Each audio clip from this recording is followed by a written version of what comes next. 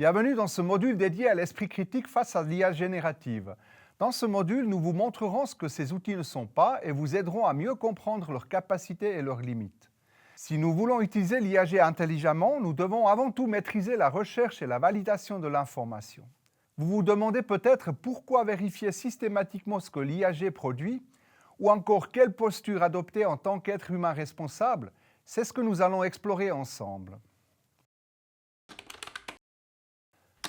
D'abord, il est essentiel de toujours vérifier les informations produites par l'IAG. Pourquoi? Parce qu'en réalité, elle exécute des commandes sans comprendre ce qu'elle fait. Elle applique des modèles entraînés et rien de plus. Un résultat apparemment correct peut dissimuler des erreurs ou des biais parfois subtils. En fin de compte, la responsabilité nous incombe à nous, les humains.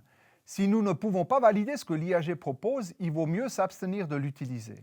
La qualité, la fiabilité et la pertinence de son contenu ne peuvent jamais être garanties par la machine seule.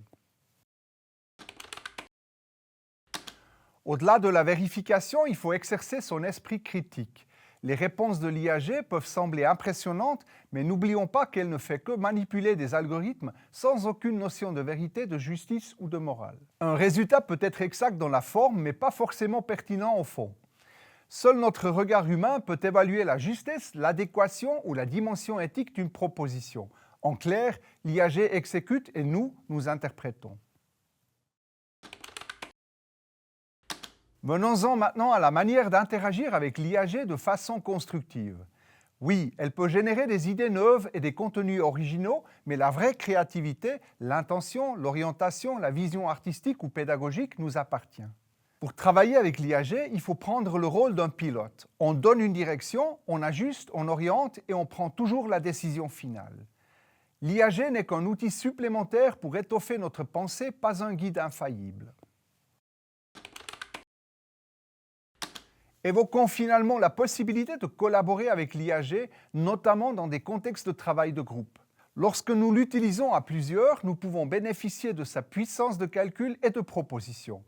En même temps, nous valorisons nos compétences humaines, la communication, l'analyse et le sens moral. L'IAG ne partage pas nos valeurs ni nos objectifs. C'est à nous de les définir puis de tirer parti de ses capacités pour y parvenir.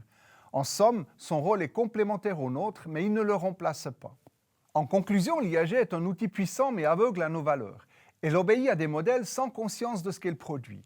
C'est pourquoi nous restons responsables de vérifier et de critiquer son contenu tout en gardant la main sur la créativité et la décision finale. Si nous savons l'utiliser comme un assistant plutôt qu'un automate, elle peut véritablement enrichir nos réflexions et ouvrir de nouvelles perspectives.